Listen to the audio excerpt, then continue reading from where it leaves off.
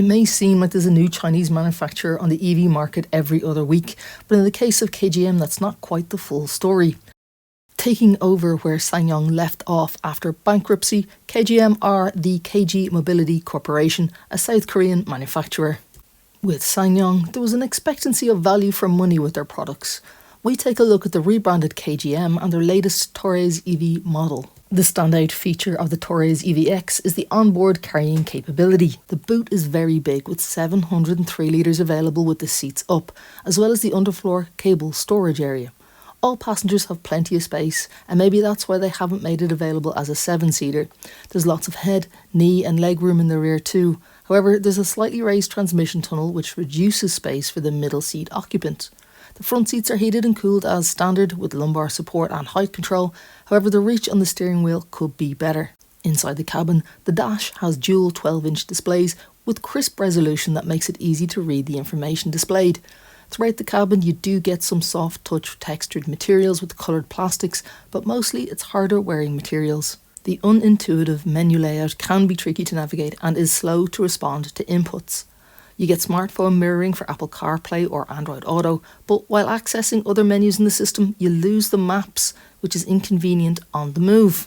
While there's lots of safety features, the Torres EVX beeps to warn you of speed limits, beeps for driver inattention, yet when it's necessary to swipe down on the centre screen to change settings such as aircon, temperature or driving modes, nothing.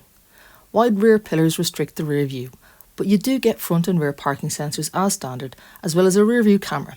And on the K40 trim, this is a 360-degree functionality. There's enough power for it to sit at cruising motorway speeds, but take it into corners too enthusiastically and it will sway. Take off too quickly at the lights and it'll scrabble for grip. Sunday driving is the Torres default mode. At least when you are out in the open road, there's not much in the way of wind or road noise. While the Torres EVX has an updated exterior with design bits and pieces familiar from other marques, it still feels a bit like an EV which is a generation behind. This would have been acceptable in a cheaper SsangYong which had a bigger price advantage over rivals, but there's much less of a price drop here, even with the standard equipment on the 40. The good news is that this 73 kWh battery has been sourced from BYD and can get around 460 kilometers between charges. If you find access to fast charging, there's up to 145 kilowatts fast charging capability available, which can get you from 10 to 80% in under 40 minutes.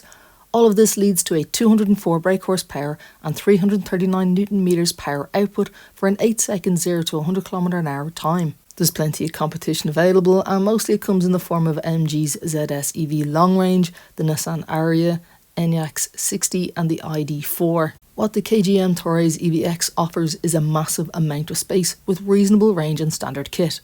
Pricing, however, needs to be much more competitive to catch the attention of buyers looking at more premium feeling cars such as the Kia EV6, Skoda's Enyaq or Hyundai's Ioniq 5.